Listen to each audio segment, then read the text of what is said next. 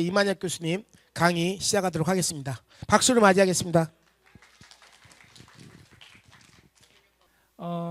사실 이제 캠프를 포함해서요, 여러 가지 강의를 할 때 제일 재미없는 게 의료분과 강의예요. 예, 엄청 기대를 많이 하시는데 사실 이제 그 진단하시고 났을 때 그 처음 배우셨던 내용들에서 더 나은 걸 사실 기대를 많이 하시긴 하는데요. 이게 첫 진단 지나고 나서부터는 개별적으로 그 교육이 들어가야 되거든요. 사람마다 다 달라고, 연령도 다르고 성별도 다르고 몸집도 달라서 좀 이게 원하시는 바가 될지 모르겠습니다. 그래서 준비를 해봤고, 말씀하신 것처럼 한 40분 정도 시간을 좀 압축을 해야 되기 때문에 뭐 너무 재미없으면 조셔도 괜찮습니다. 네, 재미있는 내용들은 진료 시간에 지금 되겠고요.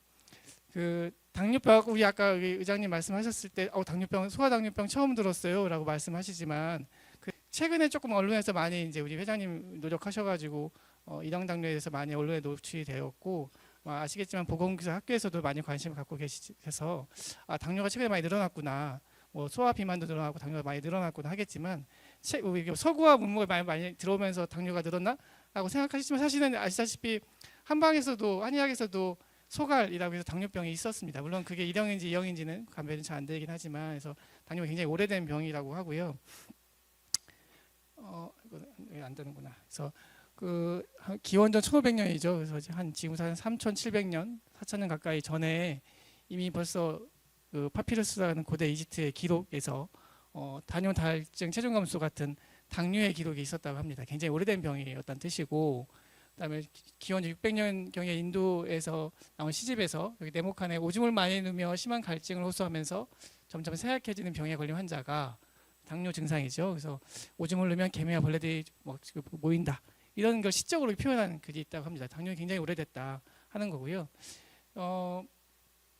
저희 그 최근에 조금 이제 과학적으로 증명하다 보면 한 1700년 경에 영국에서 소아 당뇨 환자에서 당의 원인이 설탕 성분이 몸에 좀 많은 것 같다라고 하는 걸 알게 됩니다.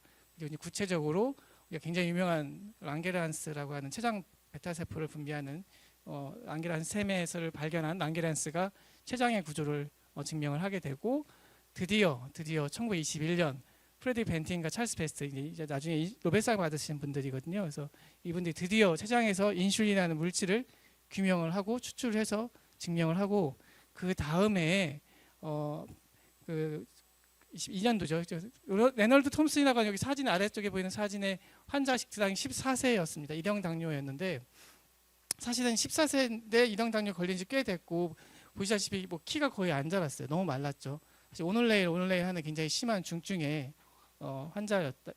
환자를 사실은 임상시험을 동물에서 뽑은 인슐린을 사람에게 맞는다는 걸 사실 굉장히 위험한 발상이긴 합니다. 그렇지만 이 부모에게는 선택의 여지가 없었어요. 아이가 죽을 수밖에 없는 상황이었으니까. 그래서 그 물질을 발견한 물질 최초로 투여했을 때 이 사람이 10년, 13년인가 더 살았습니다. 그러면 13년 후에 당뇨 합병증 사망했나? 그거 아니에요. 13년에는 다른 사고로, 다른 질병으로 사망을 하게 돼서 굉장히 인슐린을 주면 당뇨가 개선될 수 있겠구나라고 하는 것을 증명한 첫 번째 환자가 되겠고요. 그리고 그 다음에 이 성공을 1년 정도의 임상 성공을 바탕으로 릴리라고 하는 회사, 우리 휴말로그로 만드는 회사입니다. 릴리라는 회사에서 인슐린을, 상업적인 인슐린을 개발해서 공급을 하게 됩니다. 이때까지는 인슐린이 어떤 화학약품 같은 인슐린이 아니고요, 동물에서 뽑아낸 인슐린 뽑아내서 만든 약이에요. 그래서 아무래도 좀 양의 제한이 있었을 것 같고 가격적인 면에서 굉장히 비쌌을 거라고 생각이 됩니다. 그러다가 드디어 인슐린 63년도에 인슐린을 이제 상업적으로 만들 수 있는, 화학적으로 만들 수 있는 방법이 개발되었고, 80년대 이후에 현재 우리가 쓰고 있는 약물들이 나타나게 됩니다. 21년도가 우리 그 프레드리 벤티가 찰스 베이스가 췌장을 추출했던 그 인슐린 1921년이거든요. 그때를 기준으로 100년 된 해에서 당뇨계에서는 2021년에 굉장히 큰 행사가 전 세계적으로 많이 있었습니다. 아이고. 자, 여기까지만 재밌고요. 나머지는 별로 재미가 없습니다. 네. 당뇨는 그래도 계속 환자가 늘고 있어요. 저희도 물론 소아 환자가 국내에서 많이 줄고 있긴 한데도 당뇨 환자는 그렇게 많이 줄고 있지 않는다는 느낌이 좀 있습니다. 물론 옛날에는 환자 수 자체는 좀 더 많았지만 환자 좀 늘고 있다는 뜻이 되겠고, 연령도 굉장히 많이 낮아졌습니다. 그래서 그게 국내 통계가 항상 조금 부정확하긴 하지만 2016년도 기준으로 한 10만 명당 한 4명 정도, 3점대 지금 하면 3.0대 후반대의 발생률을 보이는 것 같고요. 아무래도 급성장을 일으키고 호르몬 변화가 왕성한 사춘기 시기에 조금 빈도가 늘긴 하지만 지금은 더 어린 연령에서도 많이 발생하고 있습니다. 자꾸 앞으로 가네. 통계가 정확하죠. 제가 2022년 통계를 계산기 눌러가지고 다 찾아봤는데요. 그 당시에 22년도 기준에서 19살까지가 3,500명의 1형 당뇨가 있습니다. 전국적으로 한 4만 5천 명 정도 있다고 하고 이건 통계만 조금 다른 것 같아요. 맞는 건가요? 제가 이거 환자 수를 다 더한 거라서. 그리고 그러면 그 1형 당뇨가 물론 이제 저희가 한 10년 전만 돼도 한 초등학생들이 당뇨병으로 진단이 되면 1형 당뇨겠지. 사실 별로 의심을 안 했어요. 20년 전에는 당연히 고등학생도 1형 당뇨라고 생각했었거든요. 지금은 1형 당뇨 10대 아이들 또는 초등학교 저학년 아이가 당뇨가 진단이 되어도 1형인지 2형인지 정확히 구분하기가 상당히 어려워졌습니다. 모습이 굉장히 비슷하고 2형이면 뚱뚱하냐? 소아는 꼭 그렇지 않은 경우도 워낙 많거든요. 비만형 2형 당뇨도 많고 비만형 1형 당뇨도 많아요. 네, 제가 2020년도 또 재미있는 얘기 2010년도 초반에 미국 학회를 가서 들었는데 문제가 그거예요. 케이스를 막 주고 자, 이 환자는 1형 당뇨일까요? 2형 당뇨일까요? 근데 몸무게가요. 이만해요. 진짜 사진상 얘가 이만한 진짜 거대한 비만 아인데 진단명은 1형 당뇨였어요. 그래서 얘는 간식으로 통닭 한 마리를 먹습니다. 이렇게 얘기를 하는데 먹는 거나 비만도 갖고 1형을 2형을 구분할 수 없다. 미국은 현재 그 당시 10년 전에 그랬었고 국내도 지금 비만한 1형 당뇨가 좀 늘고 있긴 합니다. 영양 상태가 좀 많이 바뀌어서. 그래서 소아는 지금 1형도가 더불어 2형도 많이 늘고 있고요. 비비만형 형태가 많기 때문에 1형과 2형이 감별이 어려워서 인슐린 치유가 좀 빠르게 들어가는 경향이 좀 많이 있다 생각하십니다. 그러면 이제 당뇨병에 대해서 이게 용어가 좀 정확하지가 않아서 좀 구별을 해야 됩니다. 당뇨, 혈당이 높다, 고혈당이다. 고혈당이면 당뇨, 이건 아니죠. 고혈당은 그냥 피 속에 당이 많다는 것뿐이고, 그럼 당뇨는 뭐냐? 당뇨는 그냥 소변에 당이 많이 나온다라는 겁니다. 혈당이 180은 넘어야 소변에서 당이 검출되기 때문에 여러 가지 상황, 뭐 몸이 아프거나 어떤 약물 때문에 그럴 수도 있고, 또 스트레스 때문에 그럴 수도 있고, 일시적으로 혈당이 올라갔을 때는 당뇨가 생길 수 있습니다. 당뇨, 소변에서 당이 검출됐다고 당뇨는 아니고요. 그런 어떤 당뇨의 상태가 오랫동안 지속되면서 다음 단뇨 체중 검수 같은 임상 증상이 나타났을 때 우리는 당뇨병이라고 진단을 합니다. 당뇨병 진단 기준 다 아실 것 같아요. 혈색 6.5, 공부 혈당 116, 수치 혈당 200 이상, 그리고 이미 혈당 200 이상일 때 당뇨 하는데 과거 인디케이터 중에 4개 중에 하나면 당뇨라고 했다가요. 조금 더 최근에 구체적으로 바뀌어서 최소한 이런 모습이 2개 이상이거나 연속으로 다음 시간 다른 시간을 타입은 검사했을 때 한 가지는 나타났을 때 한 2번 정도 검사가 돼야만 된다. 아마 가족들 당뇨라고 하면은 친척들이나 친구들이 우리 아이가 뭐 이런 검사했는데 혈당이 200 넘었어요. 뭐 당뇨인가 물어보실 수도 있을 텐데요. 사실은 한 번 정도 혈당 올라간 거 당뇨라고 확진하지는 않습니다. 당화혈색소 외래에서 많이 들으실 텐데 당화혈색소의 기준치는 조금씩 다릅니다. 그래서 이거 데이터가 잘 안 됐네. 저희가 정상 당뇨는 보통 5.7 미만일 때를 얘기를 하고요. 당뇨부터는 6.5%부터 당뇨라고 하죠. 보통 평균 혈당으로 한 140 정도가 되겠고 저희가 최소한 8.5% 넘지 마라. 그래야 합병증의 위험이 좀 적다라고 하는 것이 평균이 한 200 정도의 당뇨 수치가 되겠습니다. 당뇨 전 단계는 그 당뇨가 되기 전 공복 126, 혈당 식후 200 미만일 때 당뇨 전 단계고요. 저혈당은 70 미만이 저혈당입니다. 대부분 사람들은 80에서 100 정도 식전에 그리고 80에서 140 정도 식후에 혈당을 유지를 하고 있습니다. 자, 재미없죠? 재미없습니다. 그 랑게란스셈에는 인슐린 분비하는 세포 알파 베타 세포가 있고 우리가 잘 알고 있는 글루카곤이 같이 분비돼요. 그래서 밥 먹으면 혈당을 떨어뜨려야 되기 때문에 인슐린도 나오지만 글루카곤도 같이 분비가 돼서 혈당이 높낮이를 최대한으로 억제하면서 조절합니다. 그래서 호르몬 분비할 때 우리가 당뇨면 보통 왜 흔히들 일반 사람들이 당뇨를 잘 모르는 분들이 저혈당에 빠지면 외래웠을 때 물어보는 게 있어요. 당뇨냐고. 그래서 저혈당인데 왜 당뇨죠? 저혈당은 당뇨 아니냐고 이렇게 물어보시는 병을. 왜냐하면 당뇨병 환자들이 치유하다가 합병증 급성으로 치유가 잘 안 될 때 너무 약을 세게 썼을 때 저혈당이 빠지잖아요. 그 모습이 와전돼서 저혈당이면 당뇨병이 증상이다 이렇게 이해하시는 분들이 실제로 많이 있습니다. 그래서 저희가 당뇨가 혈당을 떨어뜨리는 인슐린은 많이 부족하지만 사실 혈당을 올리는 여러 가지 호르몬들은 일단 정상적으로 갖고 있습니다. 다만 저혈당, 고혈당이 너무 반복될 때는 우리 혈당 올리는 호르몬들이 작동을 잘 못하는 저혈당 인지 부조화가 생기기 때문에 걱정이 되긴 해도 혈당 올릴 수는 있다. 다만 이게 기다리면 올라가는데요. 문제는 기다리는 동안 아이가 너무 위험하죠. 그래서 저혈당이 있을 때는 빠르게 대처해 주는 게 필요합니다. 아마 이거는 외래에서 아마 입원하셨을 때 뭐 각 병원마다 조금씩 표현 다르겠지만 다 배우셨을 것 같아요. 제일 중요한 개념입니다. 제일 중요한 개념. 그래서 우리가 혈당이 높다, 당뇨병이 생겼다는 것은 혈액 내에 당이 좀 많다는 뜻이고, 인슐린은 그 당을 우리 몸에 쓸 수 있게 도와주는, 우리 몸에 돌아다니는 혈당을 내 몸속에 들어오게 하는, 문을 열게 하는 열쇠 같은 역할을 하는 것 뿐이죠. 그래서 열쇠를 문을 열어서 피 속의 당을 몸속으로 들어오게 해서 그 당을 에너지를 쓰게 하는 역할을 하는 것이 인슐린이다. 인슐린 그 자체가 혈당을 사라지게 하는 마법의 호르몬이 아닙니다. 우리 몸에서 쓰이게 도와주는 것 뿐이고요. 일형 당뇨는 이 인슐린을 들어오게 하는 열쇠 같은 존재인 인슐린이 없는 것이고, 이형 당뇨는 인슐린의 열쇠는 있는데 문이 잘 안 열리는 삐걱거리는 상태인 거죠. 1형과 2형의 차이가 있습니다. 아이고. 네. 그래서 우리가 이게 포인터가 안 돼가지고, 네. 포인터 되나요? 아니 여기 빨간색 포인터가 없어. 어쨌든 우리가 밥을 무섭게 먹고 있죠. 무섭게 먹으면 당연히 혈당이 엄청나게 올라가고, 혈당 올라가지 않기 위해서 인슐린에서 췌장에서 인슐린이 막 분비가 돼서 정상 범위의 혈당을 유지하려고 합니다.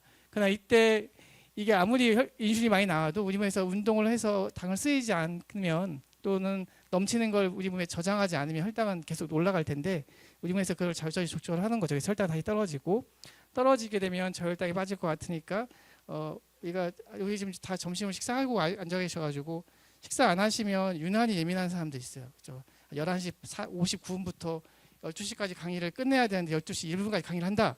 스트레스가 만땅 올라가죠. 굉장히 예민해지고 신경질적이고 옆에 사람 치고 화내고, 정상적입니다. 정상적인 교감신경 호르몬 때문에 그런 거고요. 밥 먹을 때마다 신경질 내주시는 분은 교감신경이 좀 과하게 반응하시는 것 뿐이니까, 그런 호르몬들이 나오면서 먹으라고 신호를 보내는 거죠. 앞에서 강의를 안 끝내주면 화를 내시는 건 당연한 거고요. 그래서 혈당이 다시 올라가면서 다시 안정을 찾는 이런 여러 가지 일련의 과정들이 혈당을 조절하는 방법이 되겠습니다. 1형, 2형 임신 당뇨, 기타 당뇨병은 넘어갈게요. 그래서 중요한 건 아닌데요.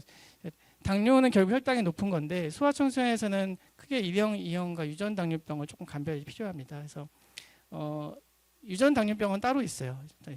유전병이라고 하는 거는 단일 유전자가 변형이 됐을 때 그때 병을 일으키는 게 유전병이고요. 우리가 당뇨병이라고 하는 흔히 1형, 2형 당뇨병들은 여러 유전자가 관여합니다. 그래서 단일 유전자의 변이는 아니기 때문에 유전병이라고 얘기하기는 어렵습니다. 그래도 조금씩의 차이는 있어요. 그래서 사실 가끔 신생아 당뇨병 전국에 이번에 조사했는데 한 30-40명밖에 차이 안 돼요. 전국의 모든 환자를 다 합친 신생아 당뇨병이 30명 내외인데요. 1년 전에 진단된 당뇨병 환자들이 있습니다. 이 환자들은 굉장히 특이한 케이스이고 유전자 변이가 있어요. 그래서 유전병에 해당이 되고 유전자 당뇨병에 해당이 되고, 조금 늦은 나이에 1형과 2형도 아니까 1형에서 2형으로 전환되는 사람들도 있지만, 그 중에는 이쪽도 저쪽도 계속 아닌 상태로 남아 있는 환자들 중에는 모디라고 하는 유전 당뇨병이 숨어 있다라고 하는 것이고, 지금 1형과 2형이 특징이 지금 나와서 흔히 의과대학생들 시험에는 잘 나오지만 실제 환자가 1형, 2형이 딱 떨어지지는 않습니다. 여러분 모습에 봤을 때 나는 2형이었는데 왜 1형처럼 보이지? 이런 사람들 있을 거고, 1형인데 2형으로 보일 수 있는 환자들 많이 있다 하는 것이고요. 결과적으로는 여러 가지 임상 증상과 검사의 결과가 좀 필요합니다. 그래서 앞서 말씀드린 1.5형이라는 표현도 그래서 나타나고 있습니다. 1형 당뇨는 유전 환경, 자가면 여러 가지 원인이 다 관여가 되고 있고요. 특히 이제 그럼 1형일 때 우리 아이가 다음 아이를 가졌을 때 혹시 어떤 정도의 문제가 생길까 고민이 많이 되실 텐데, 일단 유전성 질환은 아니기 때문에 뭐 반드시 환자가 된다 이런 건 아닙니다. 일반 환자들보다 조금 더 빈도는 올라가긴 해요. 어쨌든 여러 유전자가 관여를 하고 있긴 해서요. 그래도 그 엄마가 혹시 1형 당뇨면 자녀는 한 1에서 4%, 아빠가 1형 당뇨면 한 3에서 8%, 부모가 모두 1형 당뇨일 때는 환자가 한 30% 미만에서 1형 당뇨가 생길 수가 있습니다. 만약 그 1형 당뇨의 형제들이라고 생각되면 자녀가 당뇨가 있을 때 그 형제들 중에는 한 3에서 6% 될 수 있고요. 이란성 쌍둥이인 경우는 한 8% 정도니까 사실은 유전성의 확률이 되게 높진 않은데 일란성 쌍둥이인 경우는 꽤 많은 비율, 나중에는 한 50% 이상의 당뇨가 걸릴 수가 있기 때문에 유전형을 완전히 무시를 할 수는 없지만 기본적으로 당뇨병이니까 유전병이다 이렇게 하는 경우는 말이 안 되는 것 같고, 여러 가지 이유로 아마 아직도 가끔 외래에서 저도 이제 조금 이제 환자를 보다 보니까 이제 다 커서 20살, 30살 된 친구들이 있거든요. 그래서 이제 결혼을 앞두고 있는 친구들이 좀 있는데 이제 상대병, 예를 들어서 뭐 시댁이든지 아니면 상대병 그 배우자의 가족들 중에서 이 당뇨병은 일형 당뇨니까 유전병이냐, 그러니까 유전병이니까 우리 아이가 문제가 생길 수 있느냐라고 하는 것 때문에 소견서 갖고 오라고 하는 분이 일부 계세요. 아직도 그렇게 좀 잘못된 인식을 갖고 계신 분들이 사실 있어서 저희가 할 일이 좀 많은 것 같습니다. 그다음에 그래서 결국 이제 최근에 자가항체가 양성이 나와야 일형 당뇨가 확진이 될 수 있는 가장 좋은 지표가 되는데 여러 가지 검사가 좀 제한이 있어서요. 아마 외래에서 인슐린 오토 안티바디, 그다음에 가드 안티바디, 그다음에 IA2라고 하는 안티바디 국내에서 3개 정도 가능할 것 같고요. 마지막에 있는 징크 트랜스포트 8, 징크 T8이라고 하는 안티바디 검사가 아마 조만간 보험으로 들어올 것 같습니다. 그러면 아마 외래에서 혹시 E형처럼 보였는데 1형인데 E형처럼 보여서 아직 항체가 양성이 안 나온 사람들 아마 굉장히 많은 검사 중에서 몇 가지 현재 국내에서 할 수가 있어서 아직 검사가 안 나온 것일 뿐 1형의 모습이 맞다면 1형 당뇨로 진단하시고 치료하셔도 괜찮습니다. 넘어가고 당뇨는 결국은 인슐린이 결핍 때문에 생기죠. 그래서 결핍이 생기면 혈당이 당연히 올라갈 테고, 혈당이 올라가면 소변이 당이 많아지고, 소변이 당이 많아지면 우리 삼투압 현상 때문에 소변 양이 좀 많아져서 굉장히 소변이 굉장히 많이 보죠. 그래서 이제 이번 주에 태어난 저희 친구가 있는데 이게 아직 3세가 안 됐어요. 이제 2세 아이인데 처음에 엄청 똑똑하신 분, 아이가 이제 기저귀 차고 있겠죠. 그래서 밤에 기저귀 떼려고 준비 중인데 하루에 기저귀를 정말 거짓말하고 10번을 간다는 거예요. 10번을. 물을 갑자기 많이 먹고, 그래서 찾아보시고는 유붕증이다라고 진단하셨어요. 유붕증에서 유붕증을 진단해 달라고 해서 오셨어요. 그분이 자체 진단하시고 오셔서 저도 유붕증이면 좀 여러 가지, 이게 유병증은 사실 뇌질환이 있는 경우 좀 많고 막 그래가지고 이것저것 검사를 하는데 결과를 아이는 엄청 신나게 놀고 있고요. 외래에서 막 떠다니고 놀고 있는데 검사를 하고 외래를 보냈어요. 집을 보냈는데 결과가 혈당이 갑자기 500이 넘은 거죠. 얘는 정말 열심히 뛰어놀고 있지만 해서 결국 당뇨가 됐는데요. 소변만 많이 보는 걸로도 진단이 처음 되는 사람들도 많이 있습니다. 아마 다들 경험을 하실 것 같아요. 그래서 특히 좀 큰 아이들은 갑자기 실수를 많이 한다고 보는 경우가 있고, 어쨌든 소변을 많이 보게 되면 자꾸 수분이 나가니까요. 수분이 나가면서 물을 자꾸 먹게 되고, 이게 보상이 안 되면 결국 탈수로 빠지게 되면서 증상이 악화되고, 결국 탈수가 악화되면 이제 의식이 떨어지는 문제가 있습니다. 그리고 이제 탄수화물이 많이 몸에서 배출되다 보니까 에너지 공급이 부족해져서 우리 갖고 있는 지방과 근육을 분해시켜서 에너지를 얻게 되는데 이 때문에 체중이 빠지게 되고, 이것이 악화되면 결국 산증도 심해지게 되고, 이게 하나에 다 연결되어 있습니다. 다만 이형 당뇨는 인슐린 분비가 제로가 아니기 때문에 산증으로 가지는 않아서 배가 아프지 않다. 여러분들 이제 아마 진단했을 때 배 아프고 복통 때문에 장염처럼 고생한 걸로 오인되는 경우가 좀 있었는데요. 이게 1형과 2형이 좀 임상 차이가 좀 있는 것이 케톤이 형성이 덜 돼서 그렇습니다. 좀 빨리 해야 되는데 넘어가겠습니다. 뭐 다들 아시죠? 오늘 그래서 저뿐만 아니라 아마 다음에 이제 인슐린 식사라든지 운동 이런 것들 아마 하실 거고, 가장 중요한 건 이미 진단되신 분들한테는 결국은 어떻게 하면 이 상황을 더 즐겁고 행복하고 또 받아들이면서 생활할 수 있을까 하는 모습일 텐데 아마 사회복지팀에서 많은 프로그램을 준비한 것 같습니다. 인슐린 분비는 다 넘어갔고요. 이것도 다 넘어가도록 하겠습니다. 그래서 이것도 아시죠? 그래서 우리가 다양한 인슐린을 많이 쓰고 있어요. 근데 최근에 좀 노보레피드가 좀 공급이 안 되는 이슈가 좀 있습니다. 그래서 휴말로그라든지 에피드라 같은 다른 초석혈성으로 바꾸거나 좀 어린 애기들은 피아스프라는 약으로 좀 바꾸고 있는 중이긴 한데요. 그래서 현재 국내뿐만 아니라 국내에 쓰고 있는 약이 이게 답니다. 사실 몇 개 없죠. 그래서 반드시 쓰고 있는 약 이름을 외우셔야 되겠고, 아마 대부분 아마 트레시바라는 약을 많이 쓰고 계실 것 같고요. 펌프 쓰시는 분들은 노브레피드나 휴말로그 펜, 조금 옛날에는 에피드라는 펜을 많이 썼는데 에피드 좀 바이알 제품을 많이 쓰시는 것 같습니다. 네. 아마 저 이제 우리 흔히 보험이 안 되는 것들 중에 이제 아이포트 같은 게 있죠. 그래서 아이포트는 아마 저보다 더 많이 잘 알고 계실 것 같고 바늘 주사를 무서워하거나 주사 맞기를 싫어하는 아이에 대해 아이포트는 굉장히 좋은 대안이 될 수가 있습니다. 그래서 직접 아이가 찌르지 않고도 여러 번 맞을 수 있는 장점이 있고요. 그 외에 이제 스마트 인슐린 펜 이제 여러 제품들이 지금 나와 있어가지고 굉장히 작은 단위까지 용량을 조절할 수 있어서 아이한테 도움이 되고 있는 것 같아요. 그래서 기술적으로 많이 개발되고 있다 하는 거고 또 넘어갑니다. 제일 중요한 게 첫 번째 문장인 것 같아요. 그러면 저 얼마나 쓰는 게 인슐린이 좋으냐. 그래서 사람마다 다 다릅니다. 그래서 제 나이에 맞는 가장 정상에 가까운 혈당 조절에 이르도록 하는 인슐린 용량이 맞는데 가장 중요한 전제 조건이 있죠. 저혈당이 없어야 됩니다.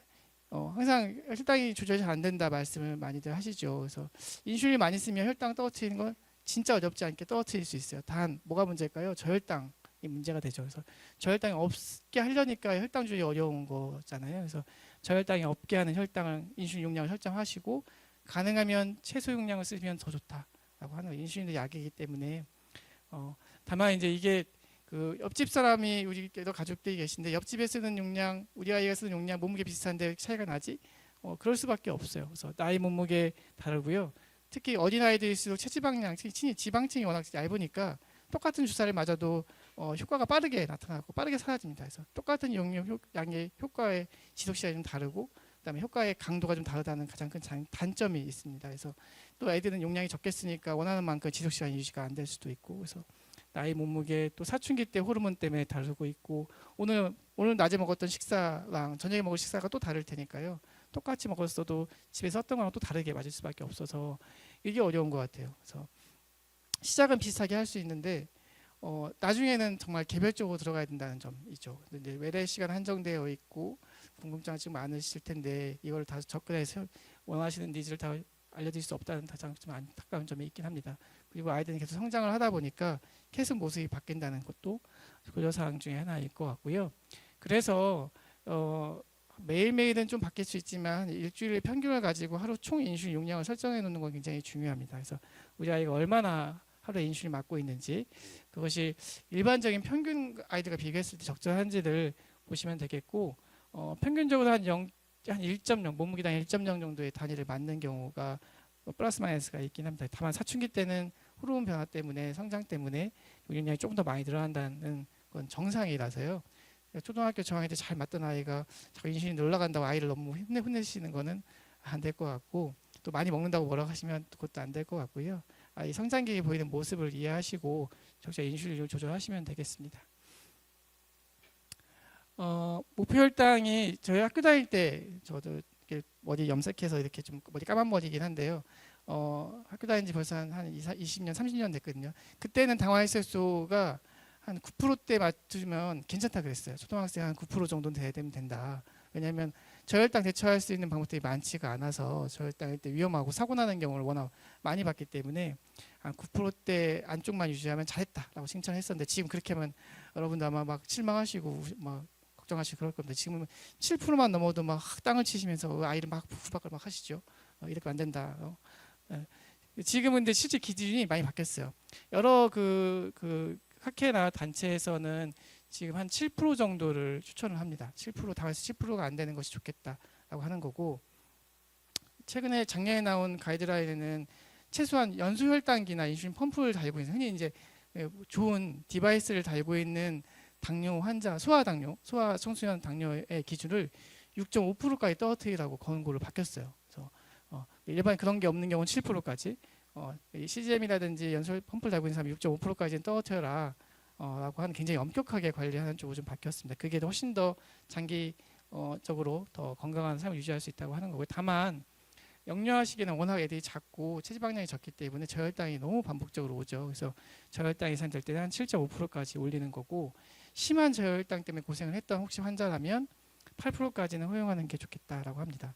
그래서 외래에서는 병원마다 좀씩 다르지만 8.5% 넘지 말라고 저는 계속 강조를 합니다. 그래서 8.5% 기준이 계속 낮아지고 있긴 하지만 8.5와 8.5는 갑자기 합병증이 많이 생기는 기준이기도 하거든요. 그래서 8.5 넘지 않는 게 좋겠다 하는 거고 그건 최소한의 기준인 거고 지금 한 7%대를 잡고 있습니다.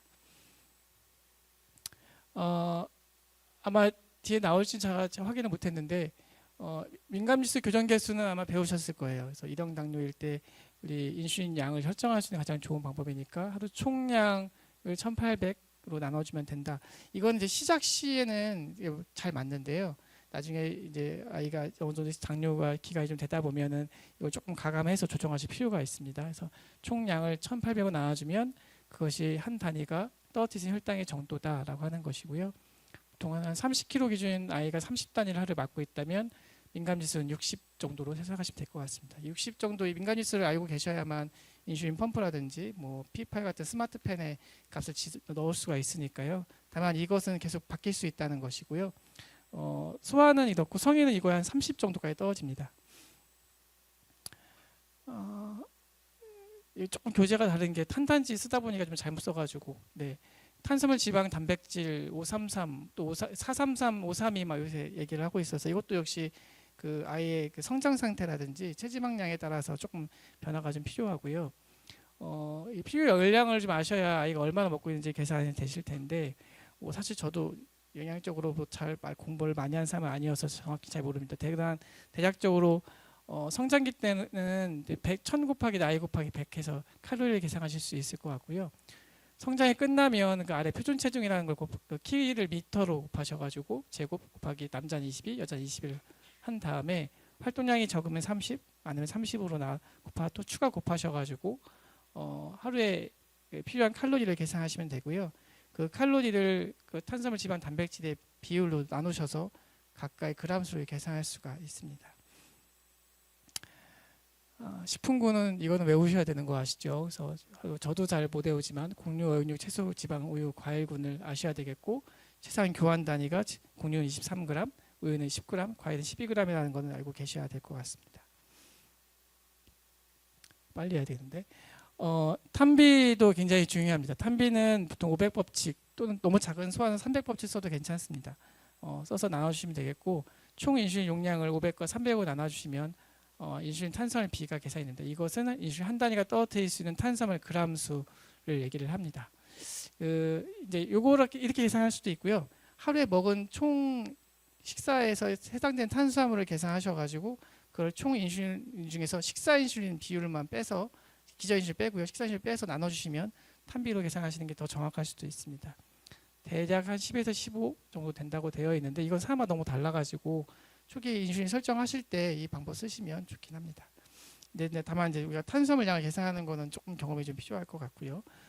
이거를 아까 얘기한 그 아마 프린트 나와주셨으니까 총 인슐린 총 섭취 탄수화물을 총 인슐린 용량으로 식사 인슐린 용량으로 나누면 그것도 계산이 가능하다. 그래서 앞에 거 뒤에 거 이렇게 저렇게 해도 결국 방법은 비슷하게 나올 수가 있습니다.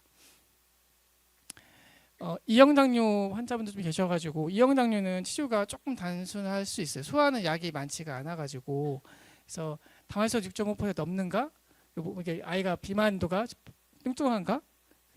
사춘기가 되었는가? 그다음에 그 외에 뭐 고혈당, 고지혈증, 지방간 같은 대사증후군 지표가 있는가? 하면서 그런 어떤 합병증이 생기지 않았으면 2형 당뇨병처럼 치료하면 돼요. 메포민 약 주고 혈당이 너무 높으면 인슐린 추가 주사 주면 되는데 그렇지 않은 경우는 다 1형약과 똑같이 치료합니다. 그래서 1형과 2형 소아청소년에서의 치료 방침이 많이 다르지가 않고요. 혈당이 좋지 않거나 조금 1형과 2형이 구분이 안 될 경우는 인슐린 주사가 필요하다라는 게 2형 당뇨병에서 성인과 가장 큰 차이점이 되겠습니다. 운동을 하면은 혈당을 잘 떨어뜨릴 수가 있죠. 그래서 다만 이제 운동이라고 하는 것이 인슐린이 존재했을 때만 효과적으로 발휘가 될 수 있고요. 똑같은 인슐린에도 더 많은 혈당을 제거할 수 있는 게 가장 큰 운동의 효과가 되겠고 일단 떨어뜨린 몸에서 제거된 혈당만큼 나중에 보충을 해야 되기 때문에 그 효과가 저녁과 밤에 계속 지속될 수 있어서 꾸준한 운동을 하면 혈당을 적은 인슐린으로 빠르게 효과적으로 오랫동안 지속될 수가 있는 가장 큰 장점이 있습니다. 단 1형 인슐린 때 주사 없이 운동하는 거는 아까 말씀드린 열쇠로 문이 열리지 않았기 때문에 저혈당 속에서 운동하는 거와 똑같습니다. 굉장히 위험한 상황이니까 인슐린 주사와 함께 운동을 하셔야 될 것 같고요. 그래서 아마 학교에서 나온 권고 사항에서는 저희 학교에서 말씀 것도 한 200 정도, 180, 200 정도의 조금 높은 혈당 상에서 운동을 시작하는 게 좋겠다라고 하는 것이고 30분이나 1시간 안에 물을 먹고 재평가하는 것이 필요합니다. 저혈당 아마 70 미만이면 알고 있고 15법칙으로 쓰시면 될 것 같고요. 조금 빨리 가겠습니다. 시간이 제가 글루카곤 주사 다 아시죠? 그래서 글루카곤 주사는 꼭 유통기한을 확인하시는 게 굉장히 중요합니다. 그래서 약품이 공급이 잘 안 되면서 국내에 일괄적으로 약이 들어오고 있기 때문에 유통기한에 좀 차이가 있어서요. 유통기한이 왜 남았는지 꼭 보시는 게 굉장히 중요하겠고, 대부분 지금 오는 여기 계신 분들의 가족에게는 아마 한 바이알 다 뽑아서 맞추시면 됩니다. 굉장히 많은 그 주사를 어떻게 맞을 수 있을까, 붙이는 거, 뭐 먹는 거, 다 여러 가지 약이 다 개발되다 다 퇴출이 됐고, 지금 흡입용 인슐린만 현재 그 미국에서 승인돼서 쓰이고 있습니다. 근데 가격이 엄청 비싸가지고요. 아직은 주사만큼 효과적이진 않는 것 같은데, 그래도 만약 가격이 좀 많이 떨어진다면 다시 이제 흡입을 할 수 있는 정도의 능력이 있어야 되거든요. 이렇게 가능해서 교육이 되면 흡입용 인슐린도 효과는 비슷하다고 그래요, 주사제랑. 그래서 쓰일 수 있지 않을까 싶긴 한데 조금 더 연구가 필요합니다. 펌프를 원하시는 분들이 많이 계시고, 아마 오늘도 펌프 타고 오신 분들이 아마 일부 계신 걸로 알고 있는데, 펌프를 하려면 몇 가지 기본적인 공부가 좀 필요합니다. 그래서 연수혈당계도 달고 계셔야 되고, 여기 써 있는 것처럼 인슐린 계산한 교정 개수, 탄수화물 비다가 용어를 이해하시고 이걸 계산하실 수 있는 정도의 어느 정도 학습이 좀 돼 계셔야 펌프를 제대로 활용하실 수가 있거든요. 그래서 이런 것들이 좀 사전 공부가 필요해서 대부분 첫 진단부터 펌프보다는 조금 더 경과를 좀 본 다음에 펌프를 달라고 권고 드리고 있습니다. 펌프는 아마 최근에 이제 여러 회사에서 많이 도움을 주셔가지고 개별 교육을 해드리고 있고요. 기본적인 인슐린 용량을 알고 있으면 펌프의 설정 용량을 쉽게 하시면서 공부할 수가 있습니다. 굉장히 많은 그 기계들이 개발이 돼가지고 이제 기본형의 인슐린 펌프는 지금 거의 안 쓰죠. 할아버지 할머니들은 아직 쓰세요. 성인들은 좀 이거 좀 저렴하게 쓰시는 것 같고, 지금은 센서 연동형 우리 그 디아콘 제품 주로 많이 쓰시는 것 같고요. 조금 더 이제 복합 폐쇄 회로형이라고 해서 메드트로닉스사의 G80J를 좀 쓰시는 걸로 알고 있습니다. 그래서 지금은 최소한 저혈당에 대한 그 인지를 좀 해서 스스로 인지하고 인슐린 펌프로 작동을 멈추게 해서 저혈당을 막을 수 있는 센서 연동형까지는 잘 되어 있고, 스스로 학습에 의해서 인슐린 용량을 설정하는 복합 폐쇄 회로형까지 지금 공급이 되고 있는데, 아마 장기적으로는 다 복합 폐쇄 회로형으로 넘어가지 않을까 싶고, 가격이 조금 더 저렴해져야 될 것 같습니다. 이제 시약 이식술 우리 많이 들어보셨을 거예요. 이식술도 사실 지금 하고 있긴 한데, 일단 공여자가 좀 많이 필요하고, 건강하신 분들 이식이라고 하는 행위 자체가 굉장히 어려운 시술입니다. 그래서 여러 가지 약물도 많이 써야 되고요. 환자 자체가 위험 부담이 있긴 하고, 또 대부분 이런 경우에는 이제 합병증 때문에 콩팥도 같이 손상받으신 분이 많기 때문에 콩팥과 췌장을 동시 이식하는 수술이 좀 필요한데, 공여자가 있어야만 하는 시술인 거죠. 더군다나 췌장은 하나밖에 없어서요. 잘라서 줄 수 있는 것도 아니기 때문에 굉장히 어렵습니다. 다만 이제 이식이라고 하는 게 기관을 다 떼다 붙이는 것도 있지만, 췌장에서 있는 베타스포만 뽑아가지고 흩뿌리는 어떤 수혈같이 쉽게 할 수 있는 방법도 있어서 방법적으로는 어렵진 않은데, 일단 공여자 찾기가 좀 어려운 단점이 있고요. 또 면역 문제가 좀 있어가지고 이식이라는 수술이 아주 많이 확대는 되지 않고 있긴 합니다. 국내도 좀 많이 하고 있고 일부 성공하신 분들도 계시긴 한데, 완전히 인슐린에서 독립해서 이제 해방되신 분들도 계시고 용량을 많이 줄이신 분들도 있고 하긴 합니다. 다만 이 외에 이식술이라고 하는 어떤 외과적인 시술보다는 조금 다른 방법으로 더 안전하게 하는 방법도 발전을 하고 있어서 어느 쪽이 더 빨리 발전할지 좀 봐야 될 것 같습니다. 저희가 2012년도, 11년도, 12년도에 저희 충남대랑 충북대랑 단국대병원 선생님들이 모여서 캠프를 했어요. 그때 좀 1박 2일 캠프고요. 논산에 있는 윤중고택이라는 데서 고택을 아예 통째로 다 빌려가지고 캠프를 처음 했었습니다. 그래서 그때도 많은 가족들이 오셔가지고 다들 근데 사실 그때는 캠프가 전국적으로 좀 많이 있었어요. 저희 지역뿐만 아니라 서울 경인 캠프도 있었고 경상도 캠프도 있었고 해서 많은 캠프들을 경험을 많이 하신 상태에서 저희 지역 캠프를 하셨었는데 다들 많이 좋아하셨습니다. 근데 이후에 이제 13년도 14년도 가면서 여러 가지 이유로 많이 없어졌고, 저희가 거의 한 10여 년 만에 처음으로 지역에서 캠프를 소아당뇨협회에 도움 받아서 하고 있는데요. 그래서 많은 좋은 도움 되셨으면 좋겠습니다. 네, 감사합니다.